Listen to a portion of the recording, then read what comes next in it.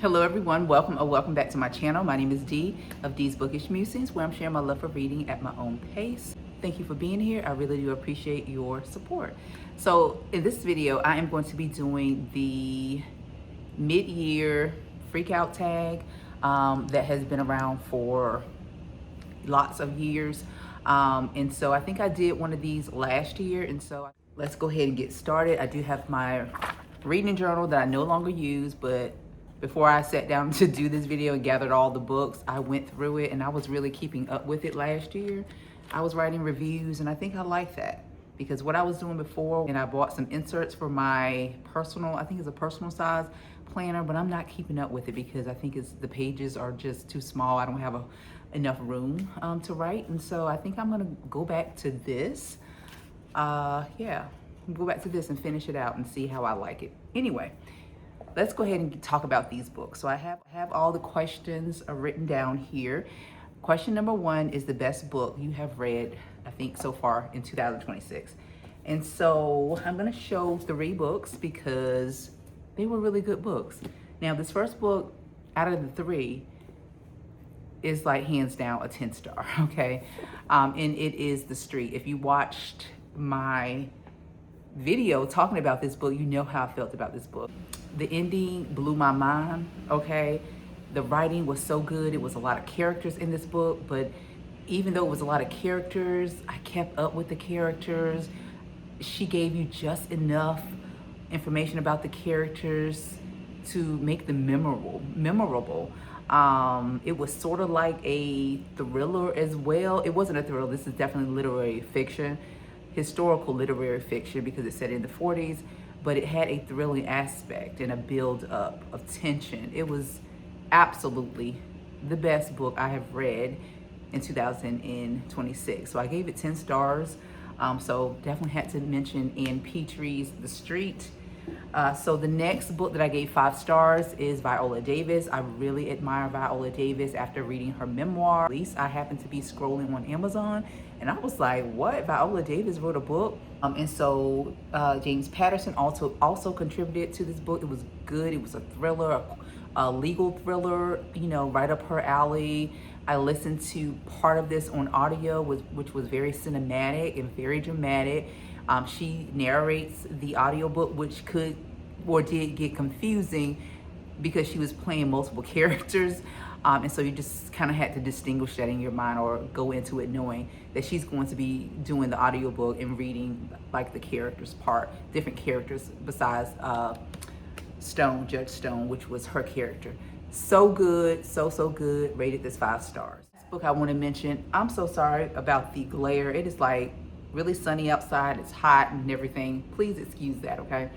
The last book I want to mention is Firstborn Girls by Bernice L. McFadden. This was my introduction to her. It was really good. She was very vulnerable in telling her story. She didn't hold back. Some parts were uncomfortable to read, of course, but we're all human.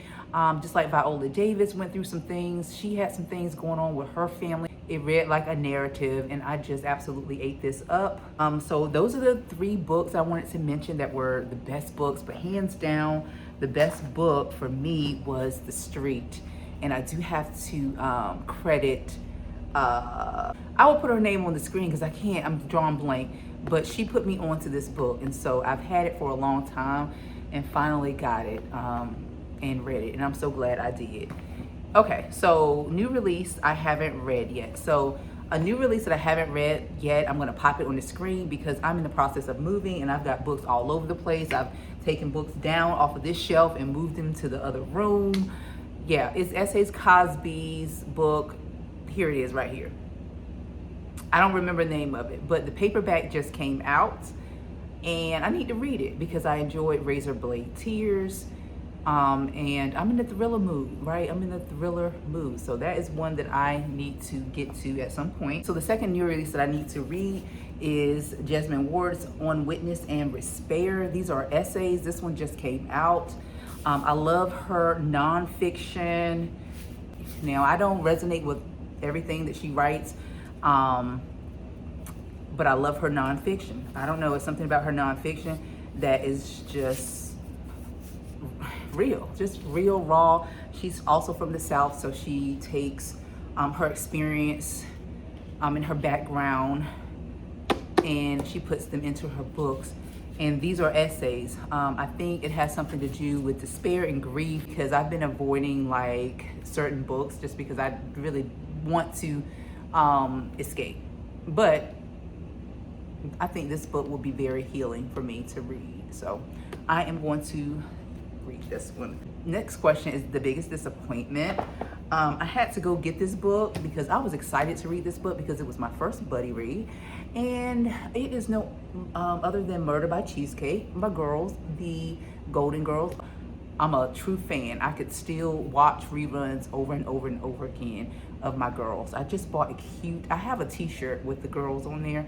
I just bought another one. I was actually in Puerto Rico last week and I saw someone come in a restaurant with this cute Golden Girls t-shirt.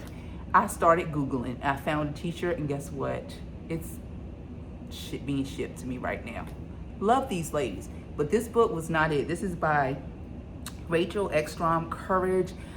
This book just did not hit, okay? It was supposed to be a cozy mystery, but it was more like a sitcom of the show. I think the author focused too much of her writing on trying to mimic the show, like the comedic aspect of these ladies versus the mystery. I was in this for my girls, but also for the mystery, right? But it was a flop. This did not hit at all. So this was the biggest disappointment so far this year. Okay, so the biggest surprise. All right, so I do have 2 books that I'm going to put in this category, and one I don't have right now, and it's this book right here, Corregidora by Gail Jones, okay? But Gail Jones was somebody that I wanted to read because I've heard Toni Morrison took her under her wing. She edited her first book. I think this is her debut novel. She actually edited this book. And so I did try her writing. I started the book, and at first I was kind of like not knowing if I was going to like the book because of the way the language is. The language is, so it's historical fiction set in the, I believe, I want to say the 40s or 50s. I think the 40s though, 1940s. It follows Ursa, who is a jazz singer, who's dealing with a multitude of things, mostly ancestral trauma, generational trauma. You know, she's carrying trauma from her mom and her grandmother, and that's been kind of like being pushed onto her, but she rejects it in little ways. She rejects that, but it's still with her. Something happens to her where she's just conflicted. She's just conflicted, but it's very raw and human like, and I'm finding that I like books like that, even though it's very simple and plainly written, kind of broken English. Gail Jones, the way she executes this book, I want to say is brilliant because even though it's simple, you still have to think, and that's why I think Toni Morrison was very drawn to her, because Toni Morrison, she's a little bit more complicated. She's gonna write beautiful, but she's not going to tell you what her writing means. You have to think. So even though this book is simple in the way it's written, you still have to kind of think, and I like books that make me think, right? You know, I found myself reading like, they're not chapters, they're parts, like book 1, book 2, book 3 in one book, but it's a very short book. I found myself reading something and then closing it just to think about what I read, you know? Anyway, so that was a surprise to me. And so the next one, a new author. I buddy read this with my friend on here. Her name is Ashley. I will leave her channel name down below. She does planner videos. So if you're interested in planner videos, please check Ashley out. Anyway, so we read My Name is Ona Judge by Suzette Harrison. I did read Never Caught back here, the nonfiction version. And so this is historical fiction / contemporary fiction. So I say that this one, you know, caught me off guard or by surprise. It's because of the way it is written. I kind of went into this one blind. I'm not going to talk about all of it because I am going to come back and do a video of all the books I read, kind of go in more details about my thoughts and stuff like that. But anyway, the way it was written, it does have a contemporary aspect in this book, contemporary and historical, which you guys know, if you know me, I have a hard time reading contemporary things just because they can come off very cringy and over executed. Okay, like the author is just trying to do too much, and especially if it's Black characters, I feel like it's a little bit of stereotyping going on when I read those books. But I liked it. I liked the contemporary aspect. The writing was really good, and so she's definitely somebody. I'm going to talk more about it because it wasn't a perfect book. She's definitely somebody I'm going to keep on my list to read. So this one was a surprise to me. All right, so the next question is new favorite author. So the new favorite author of mine is going to be Bernice L. McFadden, Firstborn Girls. I read another book of hers that I'll talk about a little later in this video. Love this book, like I said. And I loved her other book that I read. She is one of the authors that I was spotlighting this year, and so far I have read two books. So I'm gonna read another one, but you know, life and things like that. So she's my new favorite author. Newest fictional crush. All right, so I'm gonna put the book up here. Now, I don't read a whole lot of romances, you know that, but I am currently in the process of reading some romances. But the book that I completed was this one, Through the Storm, I think I could be wrong, but it's on the screen. Beverly Jenkins, and the male main character is Chase in this book. What I loved about him is that he is a man, okay? He is a manly man. I love a manly man, okay, who can take charge, right? And not only that, I love the fact that he let Kara, the female main character, know what his intentions was. And I feel like some men mislead women, right? When you meet them, they know they don't want to get married or be tied down. They're just looking for a good time. Chase put it all out there. He was like, he told her what he was looking for. He didn't think he could dedicate his time, or it wasn't fair for him to get married knowing that he was, you know, a military man. So I really admired that about him.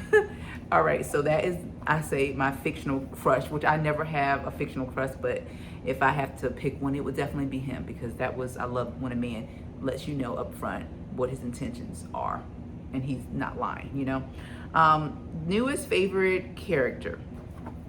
I don't really know that I have a newest favorite character, but I will say in this book, The Street, I love the fat lady who was sitting in the window, Miss, what was her name? Oh my gosh.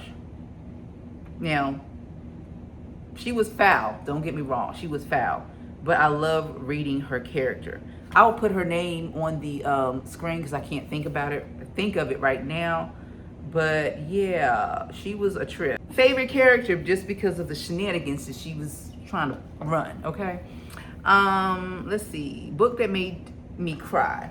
Okay, so for this one, the book that made me cry is The Book of Harlan by Bernice L. McFadden. This is the second book that I've read of Miss McFadden.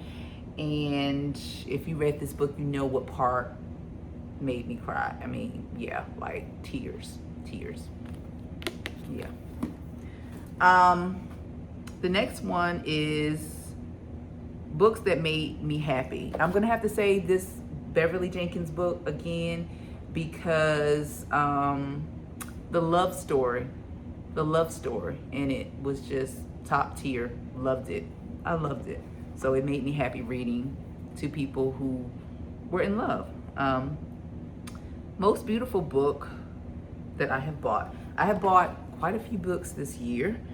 I'm gonna have to say Courage Adora. This book right here. Cannot find my book right now, but it's by Tara Shelton. I think that's her name. Where the Wildflowers Grow. It's such a beautiful book.